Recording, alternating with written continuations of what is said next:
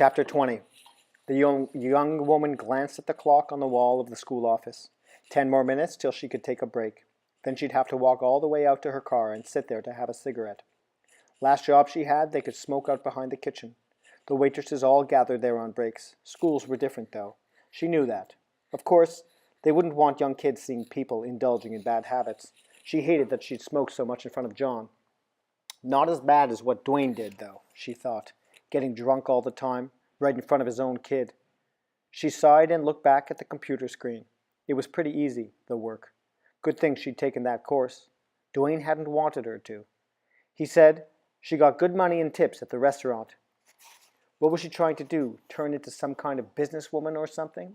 She was too dumb for that. Airhead, he called her. But she had hung in there, had taken the course mornings, had traded her breakfast shifts with one of the other waitresses, hadn't missed a class. And once she got the hang of it, the computer stuff was easy. It was all organized and made sense. There was a satisfying feeling to it, the way everything had a place and she could find it by clicking a few keys.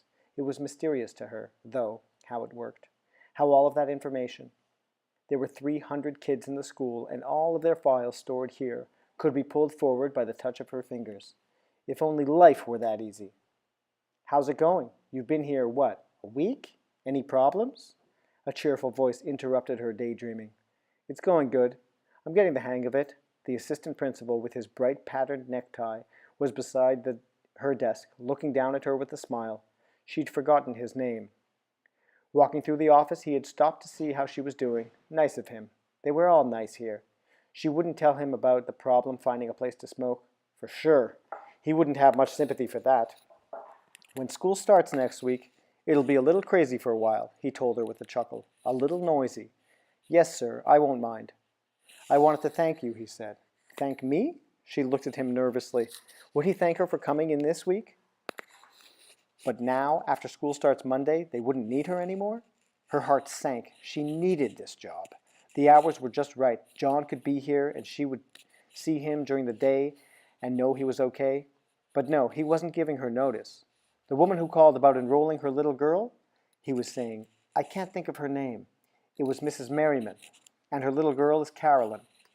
That's right. She told me you did such a good job with the school records from wherever it was. Michigan, she reminded him. Yes, thank you for that. That poor woman was so upset when she thought her records had been lost. She laughed. It had been easy solving that problem, and had felt good soothing the distraught woman. Well, he turned to leave. Someone from the front counter handed him a paper to sign. Glad to have you with us. Thank you, she said shyly, and looked back at her computer. Soon, she thought, her son's name would be in there. The building would be noisy with children, and he could be one of them. Hey, John, she'd hear in the hall, a kid calling to her boy, and the two would laugh at some joke. And there would be kids' artwork hanging on the walls, and one picture would have his signature, John. She'd be so proud then. She just needed to get him back. That was the important, the urgent thing. And she was making a start now. The apartment was cleaned up, sort of. She had a job. The assistant principal liked her, she could tell, and other people did. The principal's secretary had brought her a cup of coffee. The custodian said, Good morning, sunshine, to her every morning. One of the library assistants had asked her where she got her shoes. She could make friends, maybe. Dwayne had never let her have friends. The last time she'd had friends, she realized, was high school. After that, it was just Dwayne, who wouldn't let her do anything but work. Who wouldn't even let her drive. And then, of course, there had been John, her little boy, with his chipped tooth and curly hair. Now they were both gone. Dwayne, good riddance. But she'd get John back. Soon. She looked up at the clock again and decided to forget going to her car for a cigarette. Instead, she'd used her break to call the social worker.